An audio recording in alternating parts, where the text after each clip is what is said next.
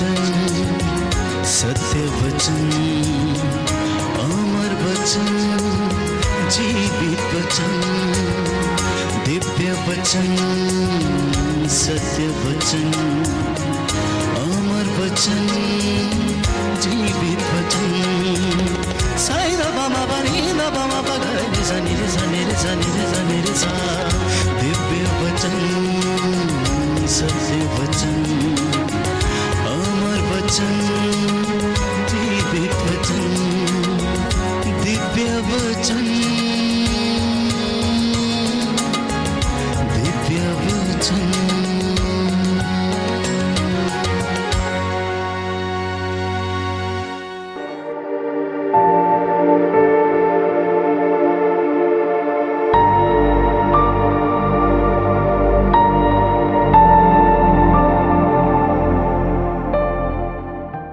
सबको जय यीशु की। प्रभु यीशु के सामर्थी नाम पर मैं आप सभी का अभिवादन करता हूं और आपकी सलामती की दुआ मांगता हूं। प्रियजनों, आज हम बात करेंगे ईश्वर की सत्य प्रतिज्ञता के विषय में, उसकी दयालुता के विषय में। बाइबल बार बार हमें यही बताती है कि ईश्वर दयालु ईश्वर है, तरस खाने वाला परमेश्वर है, अपने वादों का सच्चा है। उसने अपने नबियों के द्वारा जो भविष्यवाणियां की थीं वो उसने पूरी की। प्रियजनों, प्रभु ने इब्राहिम से वादा किया था कि वो तेरी संतति को रेत के कणों के समान बना देगा, और ऐसा ही हुआ। हम इब्राहिम के वृत्तांत को पढ़ते हैं। उत्पत्ति ग्रंथ अध्याय 18 पद संख्या 26। मैं आपके लिए वचन पढ़ूंगा।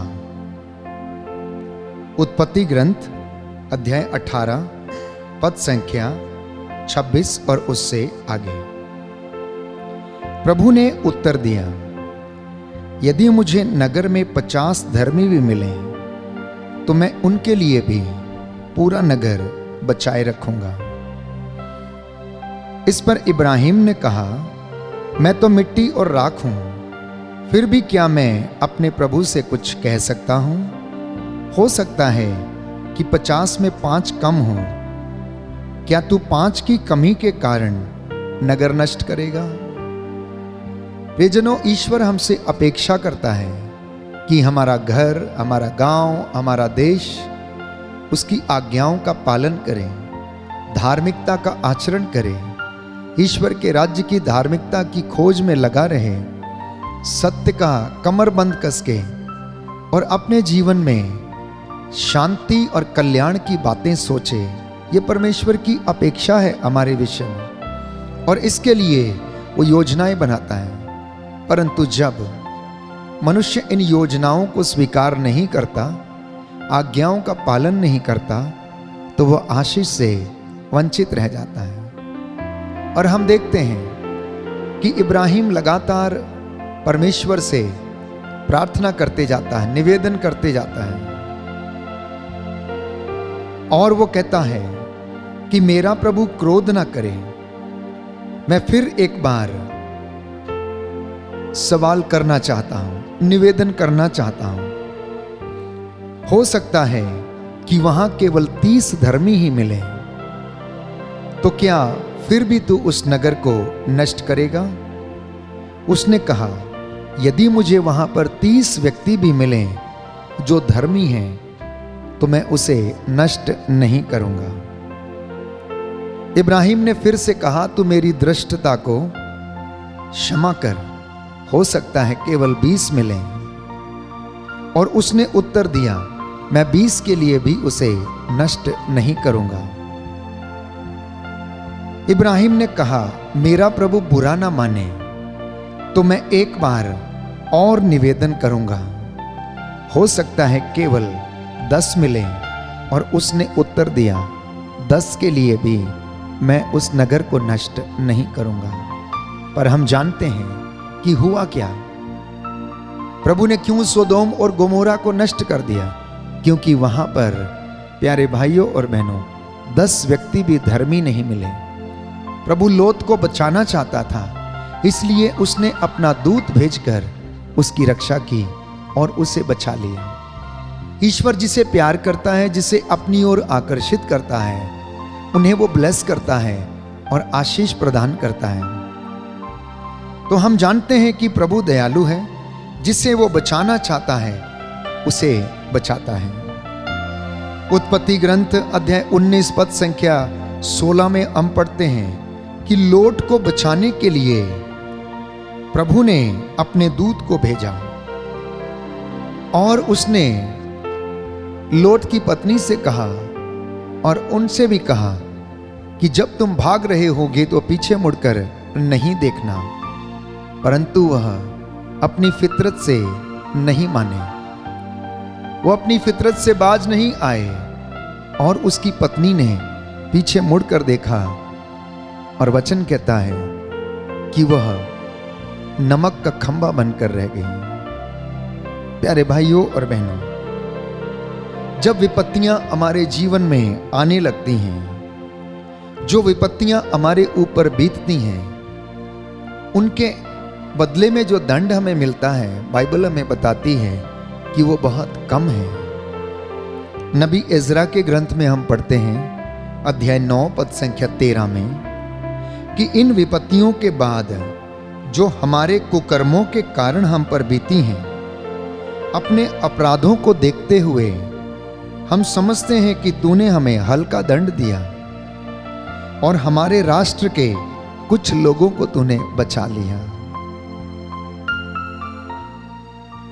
हमारी विपत्तियों को और कुकर्मों को यदि हम देखें, उसके बदले में जो हम कष्ट या दंड सहते हैं, वो प्यारे भाइयों और बहनों बहुत कम है, बहुत हल्का है। इसलिए बाइबल हमें बताती है, नहम्याह के ग्रंथ में हम पढ़ते हैं अध्याय 9 पद संख्या 17 में कि उन्होंने तेरी बातों की उपेक्षा की, उन्होंने तेरी आज्ञाओं को नहीं माना। जो चमत्कार तूने उन्हें दिखाए थे, उन पर उन्होंने विश्वास नहीं किया। उनको देखते हुए भी उन्होंने उनको इनकार कर दिया। वे लोग जिद्दी और हठी बने रहे, विद्रोह करते गए। उन्होंने अपनी गुलामी के देश वापस जाने का निर्णय लिया।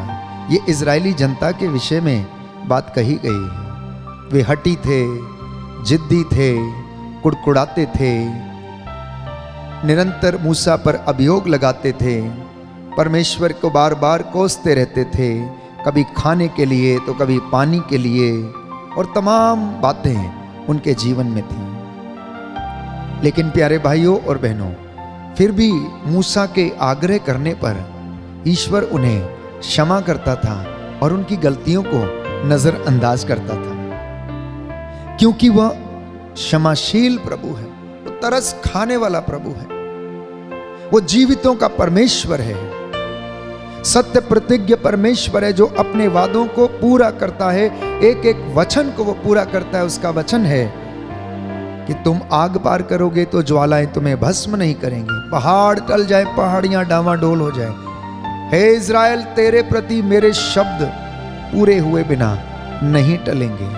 जो प्रतिज्ञाएं मैंने तुझसे की हैं, मैं उन्हें पूरा करूंगा, और ऐसा ही वो करता है। तो आज के इस विषय पर हम मनन चिंतन कर रहे हैं कि प्रभु कितना सत्य प्रतिज्ञ और कितना तरस खाने वाला परमेश्वर है। उसने लगातार लोगों को अपनी दया अनुकंपा से उसने भर दिया। वो मुझ पर और आप पर भी रोज तरस खाता है, हमारी जरूरतों को पूरा करता है। वचन कहता है हमारे घर की चार दीवारी उसकी आंखों के सामने रहती। जो उसे पुकारते हैं, जो कृतज्ञ हृदय से उसका आभार व्यक्त करते हैं, वे प्रभु को प्रिय हैं। तो प्रभु का वचन कहता है, तू देर से क्रोध करता और तू सत्य प्रतिज्ञता का धनी है, इसलिए तूने उनका त्याग नहीं किया। अगर परमेश्वर को नित्य प्रतिदिन क्रोध आए तो हम में से कोई भी उनके सामने नहीं टिक सकता। कितने लोग हैं दूसरों पर अत्याचार करते हैं, रोज मार काट, हत्या, गाली गलौज, अनेक प्रकार की ऐसी बुराइयां जो समाज में व्याप्त हैं, अगर परमेश्वर इन बुराइयों के अनुसार लोगों का न्याय करने बैठ जाए तो हम में से कोई व्यक्ति उसके सामने टिक नहीं सकता। आज पूरी सृष्टि ऐसे करा रही है जैसे कि एक स्त्री प्रसव पीड़ा के दौरान कराती है। जगह जगह घूसखोरी, जगह जगह पाप का, अंधकार का बोलबाला है।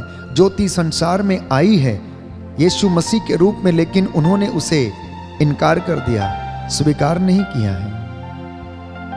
कितना शोषण, कितना अत्याचार, कितनी बुराई, कितनी हत्या इस दुनिया में व्याप्त है, इसका हम अंदाजा नहीं लगा सकते। इसलिए प्यारे भाइयों और बहनों, अगर परमेश्वर की हुजूरी में बने रहना चाहते हैं तो वचन हमें कहता है कि हमें परमेश्वर की सत्य प्रतिज्ञता को अनुभव करना है तो यीशु की शिक्षा को ग्रहण करना होगा, क्योंकि यीशु मसीह के बिना मसीहों का जीवन अधूरा है, वो पूरा नहीं है। अगर यीशु जीवन में नहीं है, वचन जीवन में नहीं है, तो आप अंदाजा लगा सकते हैं कि अब तक यदि आपको चेतावनी नहीं दी गई होती, अगर आपको मार्ग नहीं दिखाया गया होता, वचन की शिक्षा यदि आपको नहीं दी गई होती, तो आप भी किसी न किसी ऐसी बात में, बुराई में फंसे होते जो कि एक मूर्ति पूजा के बराबर है। सब लोग अपना अपना रास्ता अख्तियार करते, जैसा कि वचन कहता है, ये सब अपने अपने रास्ते पर चले, कोई भी सुनना नहीं चाहता, ईश्वर की बात को आत्मसात करना नहीं चाहता। तो अगर मसीह लोग ईश्वर की दयालुता को अनुभव करना चाहते हैं तो वचन को पढ़ना, उसे चरितार्थ करना, उसे आत्मसात करना, क्योंकि प्रभु ये कहता है कि तुम लोग खरीदे गए हो। उसने अपना लहू बहाकर आपको खरीदा है, उसने आपके लिए एक मूल्य चुकाया है। इसलिए वो चाहता है कि आप लोग निर्विघ्न रहें, आप निर्दोष रहें, आप पवित्रताई का जीवन जिएं, क्योंकि प्रभु को ये पसंद है। जिस तरह एक माँ और बाप चाहते हैं कि उनके बच्चे अच्छे बने, उनके बच्चे उनकी सेवा करें, उनके बच्चे उनका आदर करें, बुढ़ापे में उनकी लाठी बने, वैसे ही परमेश्वर भी चाहता है कि उसकी चुनी हुई प्रजा प्रभु के सामने नतमस्तक होकर उसकी आराधना करे, स्तुति करे और महिमा गाए। आप लोग इसलिए बुलाए गए हैं ताकि आप पवित्र बने, आप पवित्रताई का आचरण करें, आप लोग प्रभु के वचन के अनुसार जीवन व्यतीत करें। इसीलिए प्रभु ने आपको बुलाया, और कोई दूसरा कारण नहीं था। तीसरी बात प्रभु ने आज के वचन में कहता है कि उसने आपको बहुत से राष्ट्रों से चुन के अलग कर दिया और अपनी प्रजा के रूप में अपनाया, अपने बच्चों के रूप में अपनाया। उसने आपको दास नहीं कहा, सेवक नहीं कहा, पुत्र कहा। कौन सा पुत्र? उसने जारज संतान नहीं कहा, आपको उसने दत्तक पुत्र पुत्रियों का औधा प्रदान किया, और इस पुत्र कहलाने के योग्य आप हैं। प्यारे भाइयों और बहनों, ये ईश्वर की दया है, आपके किसी पुण्य का काम नहीं है। इसलिए यशायाह नबी लिखता है अध्याय 63 पद संख्या 16 में कि प्रभु तू ही हमारा पिता है, इब्राहिम हमें नहीं जानता, तू हमारा मुक्तिदाता है, यही अनंत काल तक तेरा नाम है।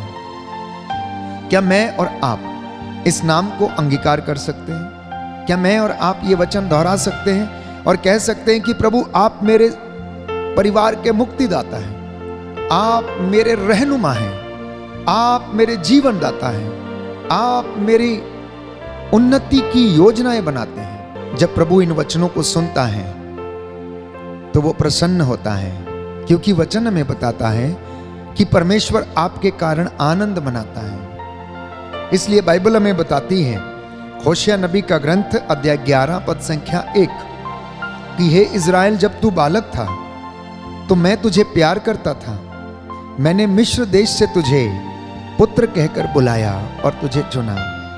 याद कर, मैं तेरी मां की गोद में तेरी देखभाल करता था और अब भी मैं वैसा ही करूंगा। अभी भी मैं वैसा ही करूंगा। मैं तेरे बाल पक जाने तक, तेरे बुढ़ापे तक ऐसा करूंगा, क्योंकि मैं अपने वादे का सच्चा हूं। जो मैंने कह दिया वो मैं पूरा करता हूं, क्योंकि प्रभु दया की बातें सोचता है। याद रखिएगा, प्रभु तरस की बातें सोचता है, प्रभु क्षमा करने की बातें सोचता है, प्रभु प्यार करने की बातें सोचता है, आपको मुर्गी के जैसे अपने डैनों के नीचे एकत्र करने की बातें सोचता, आपके लिए आपके हित की योजनाएं बनाता है, आपके कल्याण की बातें सोचता है, और वो यही चाहता है कि आप अपने जीवन में प्रभु में आनंद मनाएं। वो ये बातें सोचता है। हम क्या सोचते हैं? हम क्या सोचते हैं? बड़ा बनना, किसी गद्दी पर बैठना, किसी सिंहासन पर बैठना, शान और शौकत से रहना, अपने बड़प्पन को दिखाना, हमेशा अहंकार में चूर रहना। हम कौन सी योजनाएं बनाते हैं? अपने भाई को गिराने की, पड़ोसी को गिराने की। ये इंसान की फितरत है, क्योंकि वो इससे ज्यादा नहीं सोच सकता है जब तक कि परमेश्वर उसको अपनी ओर आकर्षित ना करे, और जब तक वचन का ज्ञान उनके जीवन में ना आ जाए तब तक वो ऐसा करना नहीं सोच सकता है। इसके लिए वो असंभव सा होता है। तो योहन के सुसमाचार अध्याय 1 पद संख्या 12 में हम पढ़ते हैं कि जितनों ने यीशु को अपनाया, जितनों ने उसके नाम में विश्वास किया, उन सब का उसने उद्धार किया और उन्हें मुक्ति मिल गई। प्रियजनों, आज का ये वचन जो हम सुन रहे हैं कि परमेश्वर तरस खाता है। आप लोग जीवित हैं, मैं जीवित हूं। जानते हैं क्यों? क्योंकि उसकी दया हम पर बनी हुई है, और यह दया नित्य प्रतिदिन नई होती जाती है। उसकी कृपा हम पर बनी हुई है, और यह कृपा नित्य प्रतिदिन नई होती जाती है, यह पुरानी नहीं रहती है। इसलिए हमारा कर्तव्य है कि इस दया में और इस कृपा में हम बने रहें। अब आप पूछेंगे कि हमें आशीष में, अनॉइंटिंग में बने रहने के लिए क्या करना चाहिए? ईश्वर की दया को अनुभव करने के लिए हमें क्या करना चाहिए? तो सबसे पहले हमें, प्यारे भाइयों और बहनों, ईश्वर की कृपा में बढ़ने की आवश्यकता है। हमें ईश्वर की कृपा से भरे रहने की आवश्यकता है। हमें प्रभु की आज्ञा पालन करने की आवश्यकता है। हमें ईश्वर के वचन को आत्मसात करते हुए उस पर चलने की आवश्यकता है। हमें इन वचनों पर मनन चिंतन करने की आवश्यकता है, क्योंकि ये वचन हमारे जीवन में शांति लाते हैं, उद्धार लाते हैं, आनंद प्रदान करते हैं, सांत्वना देते हैं। टूटे हुए हृदयों को, जो निराश हैं, उन्हें ढारस बंधाते हैं, और ये वचन लोगों का भाग्य पलट देते हैं। इसलिए इस वचन में रहने की आवश्यकता है, तभी हमारा जीवन में हमारी कृपा का लेवल जो है बढ़ता रहेगा। ईश्वर ने जो हमारे लिए निर्धारित किया है वो हमें मिलता रहेगा। हमें ईमानदारी, वफादारी, सत्य और पूरी निष्ठा के साथ, दृढ़ विश्वास के साथ ईश्वर के वचन पर भरोसा करने की आवश्यकता है। हमें अपनी शंकाओं को दूर करने की आवश्यकता है। अगर आपके डाउट्स, आपकी शंकाएं दूर हो जाती हैं तो आपको ईश्वर की कृपा में बढ़ने से कोई भी नहीं रोक सकता है, क्योंकि हमारे शक, हमारी शंकाएं, हमारी अपेक्षाएं हमें परमेश्वर के राह पर चलने में बाधा उत्पन्न करती हैं। इसलिए प्रभु ने कहा, चौड़ा है वो द्वार जो कहां ले जाता है? अंधकार की ओर ले जाता है, नरक की ओर ले जाता है। संकरा है वो द्वार जो स्वर्ग राज्य की ओर ले जाता है। संकरे द्वार का कहने का तात्पर्य ये है कि हमारा जो उद्देश्य है उसे प्राप्त करने के लिए हमें बहुत सारी मेहनत और कठिनाई का सामना करना पड़ता है, और जब हम उसे हासिल कर लेते हैं तो हम खुश होते हैं, आनंद मनाते हैं। इसलिए अपने जीवन से शंका को दूर करना और विश्वास करना कि प्रभु यीशु मसीह हमारे जीवन में शांति स्थापित कर सकते हैं। क्योंकि जो दिमाग जिसमें वहम उत्पन्न हो जाता है, जिसमें शक उत्पन्न हो जाता है, वह खतरनाक होता है। ना तो वो खुद बढ़ता है और ना ही वो दूसरों को बढ़ने देता है। जब तक आप नहीं कहेंगे कि यीशु मुक्तिदाता है, यीशु चंगा करता है, पिता हम पर दया करता है, तब तक हमारे डाउट्स, हमारी शंकाएं क्लियर नहीं होंगी।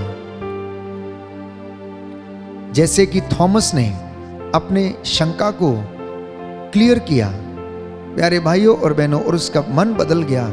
उसने अंगीकार किया, मेरे ईश्वर, मेरे प्रभु, वो पुकारता है। प्यारे भाइयों और बहनों, हमारे जीवन में भी इसी तरह के मनोभाव पैदा होंगे तो हमें प्रभु के दास दासियां बन के जीने की आवश्यकता है, यदि हम उसकी दया को अनुभव करना चाहते हैं। जीवन में चीजों को नहीं परंतु यीशु मसीह को प्राथमिकता देने की आवश्यकता है और आप उसकी आशीष में बढ़ते जाएंगे। उसकी दया का अनुभव नित्य प्रतिदिन आप लोग करेंगे। इसलिए संत पौलुस रोमियो को लिखता है, हम वचन पढ़ते हैं अध्याय 8 पद संख्या 15 में, आप लोगों को दासों का मनोभाव नहीं दिया गया, आप लोगों को गोद लिए पुत्रों का मनोभाव मिला है। आप लोगों को दासों का मनोभाव नहीं दिया गया, आप लोगों को गोद लिए हुए पुत्रों का मनोभाव दिया गया है। इसलिए अपने मनोभावों को ईसा के मनोभावों के जैसा बना लें, क्योंकि आत्मा आश्वासन देता है कि हम सचमुच ईश्वर की संतान हैं। प्रियजनों, व्यवहारिक जीवन में, रोजमर्रा की जिंदगी में हम ईश्वर की दया को अनुभव करें, ईश्वर की कृपा को अनुभव करें। जब हमारे मार्गों में, रास्तों में, परिवार में, जीवन में बाधाएं आती हैं और ये कुछ समय के लिए होती हैं, ये बीत जाती हैं, प्रभु हमारी रक्षा करता है, प्रभु हमारे जीवन में आशीष प्रदान करता है। इसलिए कष्ट आता है लेकिन वो बीत जाता है। बाइबल हमें बताती है कि धर्मी विपत्तियों से घिरा रहता है लेकिन प्रभु उसके प्राणों की रक्षा करता है। इसलिए वचन कहता है, यदि आप आशीष में रहना चाहते हैं, दया को अनुभव करना चाहते हैं, तो सबसे पहले आप धार्मिकता की खोज में लगे रहें, ईश्वर के राज्य और उसकी धार्मिकता की खोज में रहें, तो बाकी की चीजें आपको यूं ही मिल जाएंगी। आज के वचन हमारे उद्धार के लिए हैं, आज के वचन हमारे जीवन में सांत्वना प्रदान करने के लिए हैं। आज के वचन प्रभु की दया प्रदर्शित करने वाले वचन हैं। ये जीवित वचन है, आपके जीवन में ये कार्य करे, मैं आपके लिए प्रार्थना करूंगा।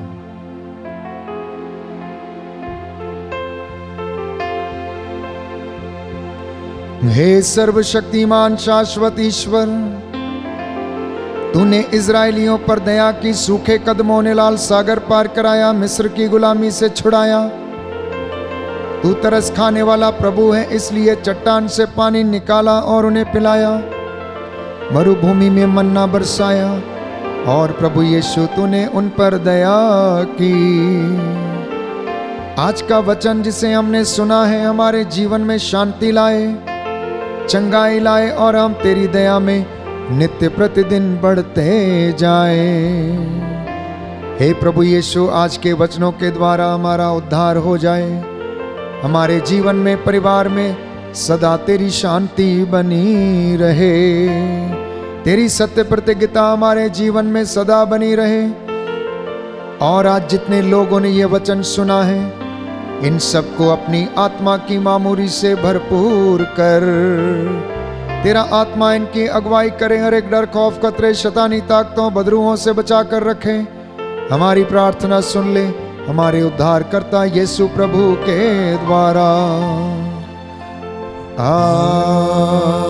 आमीन।